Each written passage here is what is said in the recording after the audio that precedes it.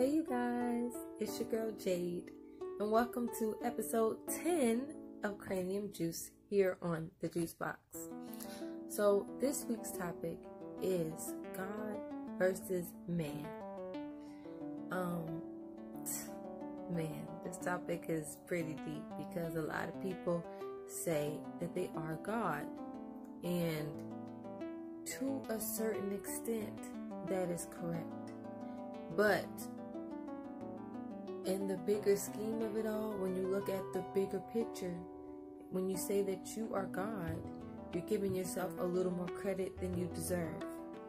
Why do I say this? Because God is, for one, He's the owner of the entire universe. He creates, He destroys. He doesn't need time to sleep. He doesn't need anything to eat. So it's like, these are things that we cannot survive without. And actually, God is the one who created you. So if you are God, then basically you're giving yourself a lot more credit than you deserve, because last time I checked, I cannot make the sun rise, and I do not make the sun set. I can't control the weather when it rains or when a tornado comes. I actually need food to keep me alive.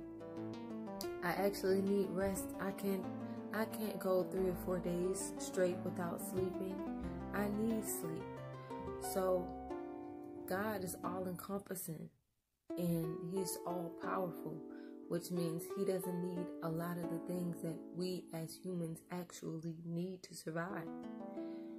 So when you think of it, in reality, we are not God. But if you mean it metaphorically, meaning that you know that you were created in God's image, okay? You know that God has His Spirit working through you, and that if you follow the rules and regulations that He put in line for you, then you can do great things. And you are also creator, since you are made in His image. In that aspect, you could call yourself, maybe the Son of God, the child of the Most High. But you taking on His title is absolutely absurd, because that will mean, let's take it a step further from creating children. That will mean you can create your own animal. That will mean when you plant a seed in the ground, the day that you plant your seed in the ground, you can say, hey, come up here, and the seed will immediately grow and produce fruit at that very point in time. God can do that. He tells the seeds when to come up out the ground. He tells the plant when to produce its fruit. So if you aren't doing these things, then you couldn't possibly really believe that you are God. So another aspect that is important to think about is that God doesn't get sick. So if you've ever been sick a day in your life, okay, that means that you aren't God. And that's everybody on this planet. Someone has had the common cold. Someone has had the flu. Someone's had lice in their lifetime. Someone has a mental illness of some sort, whether it's anxiety, depression. We get sick as human beings. So clearly the Creator doesn't get sick. In fact, He's the one that created sickness and plagues and all of these other things.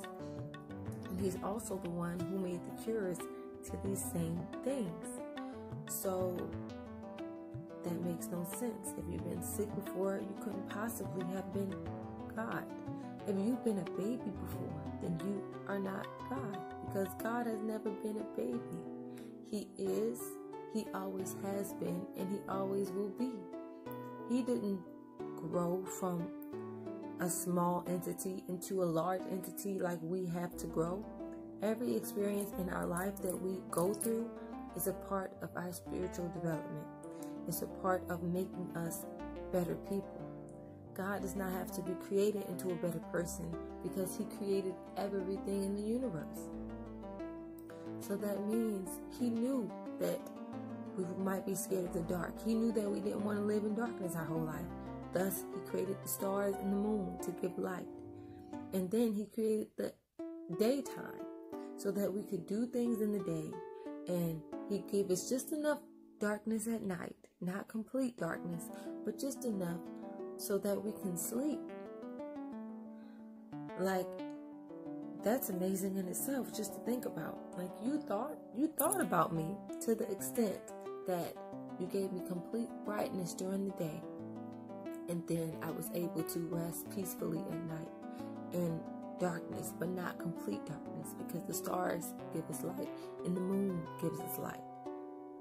That's amazing, because if it was complete darkness, I wouldn't even be able to see my own hand in front of my face. I wouldn't be able to get up and use the bathroom, whether or not I'm living in a house or living out in the woods. That matters. Also, human beings, we have a lot of problems. If you think about it, we have to pay rent. We have to find ourselves food and either buy that food. Or if you have a garden, you grow your own food, that's amazing. But these are things that we have to worry about. We have problems and we can't solve our own problems, because if it was that easy, then we would be God. So if you were God, you wouldn't have to find a job and you wouldn't have to work anywhere.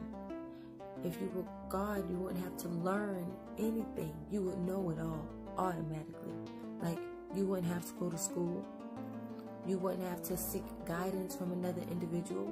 You really wouldn't be following anybody. And a lot of people follow other people, whether it's their parents, whether it's someone that you look up to in the music industry, or whether it's some great philosopher that you follow and you look up to. That means you're following somebody. Or you're seeking from that person some type of leadership. So these things God does not need to do. He just says, be, and it is. He said, I'm going to create humans, so here we are. He said, my humans might need food, so here's animals and plants. Or my humans, if you're vegan, my humans might need clothes, so use some animals if you need it, or whatever. We ain't even going to reach that topic because that's a completely different topic. But the point is, he literally put every single thing here that we needed. If you were God, then that means that when you are packing for a camping trip or something, or you're packing to visit your family and you forgot something in your suitcase and you left it at home, or when you're going to work, you're like, dang, I left something very important on the counter, then that means you forgot something. And if you forgot something, you aren't God, because God doesn't forget anything. Not the people, not your prayers. He doesn't forget to feed the birds. He doesn't forget, hey, they might need some water down there on earth. Let me make it rain real quick. He doesn't forget you. So if you are forgetful, then that means you're not God.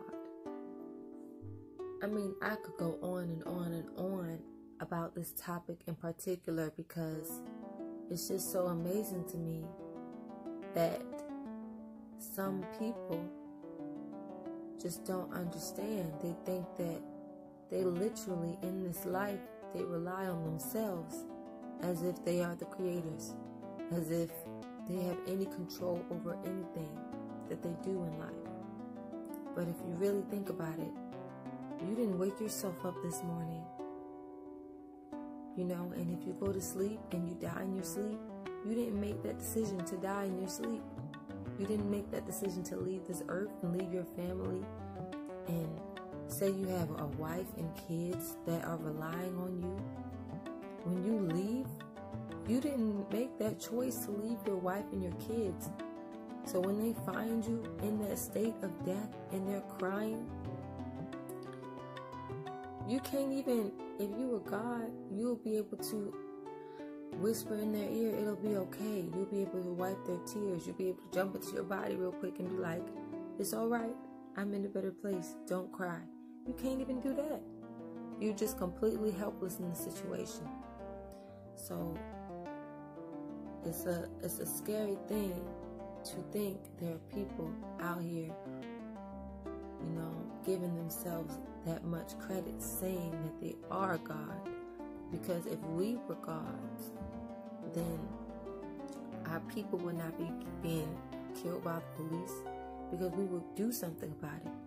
Nobody would be getting in car accidents, because everyone would know what's going to happen before it actually happens. We probably have all of our relatives here because nobody likes to see their family or friends die. If we were gods, we would be able to tell them, hey, don't go to this place because you'll be shot if you go there. Or hey, don't do this because this will happen to you and you won't be here anymore. But we can't warn people because we don't know what's going to happen next. Only God does. We have no control over anything. And the day that we realize that will be the day that we will probably have a closer connection with the Most High. And since I'm using that term, the Most High means above everything else. The greater, the greatest, the highest of the highs. There's nobody above it. So if you are associating another God with Him, and that's a lie in itself, because the Most High means the highest of the high. There's nobody that can touch Him, nobody that can even be up there on that level. It means the most exalted, the greatest. So if you just really think about it, that means that when you pop out of your mom's womb, if you were God, you would have complete control over all your emotions. You would never let another person make you upset. And you definitely wouldn't be sorrowful over death or sorrowful over losing anything if you were God. But we aren't. I honestly believe that we all were created with a purpose, because God doesn't just make things for no reason. As I said earlier in the video, the sun, the stars, and the moon, they all have a purpose.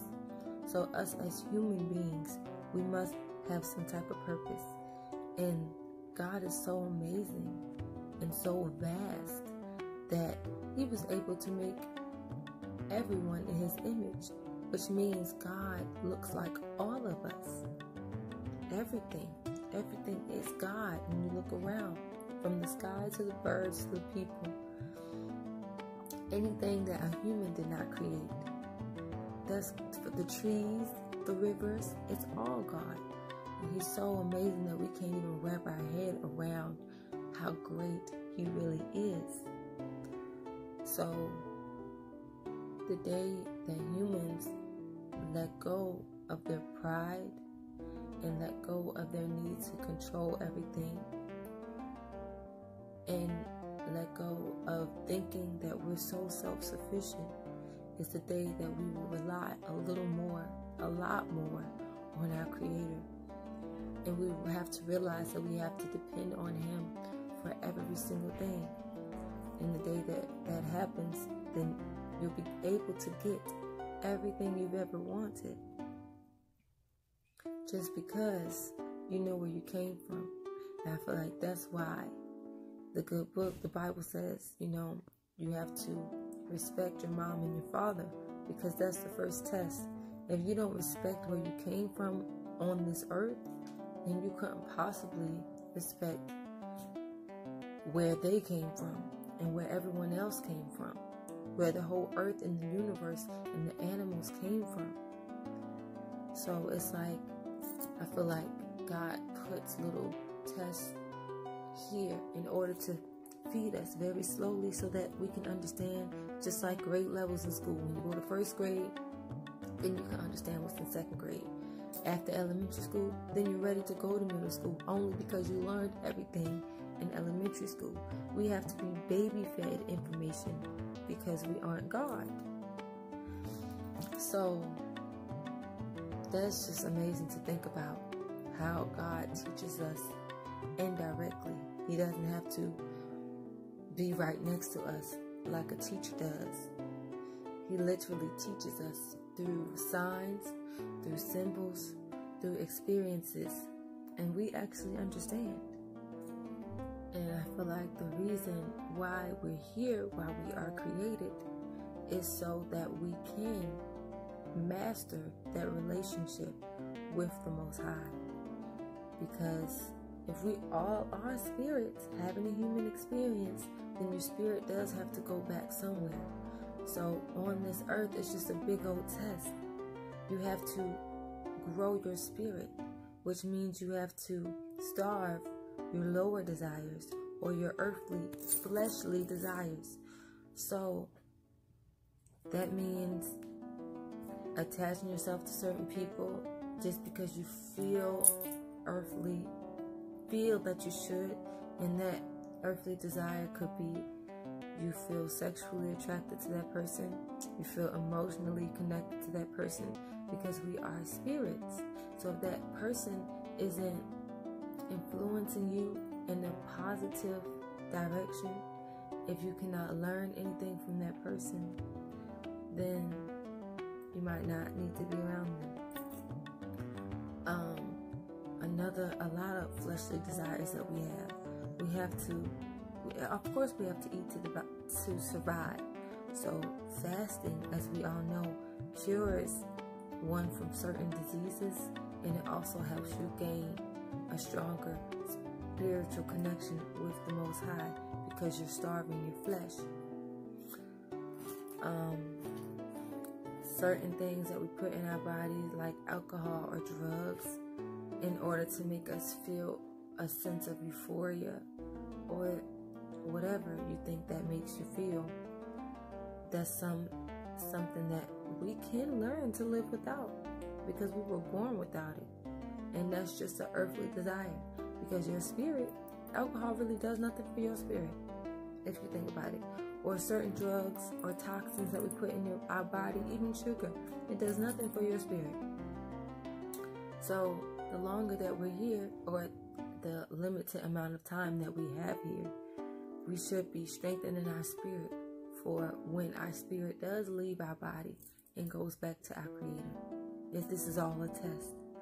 We all say we're living in the Matrix. This is a simulation. So a simulation of what? What are you training for? Think about that. This is a simulation. So I'm going to wake up every day and I'm going to go out and party, and I'm going to feed my fleshly desires, and I'm not going to read any books. I'm just going to listen to what everybody else tells me to do.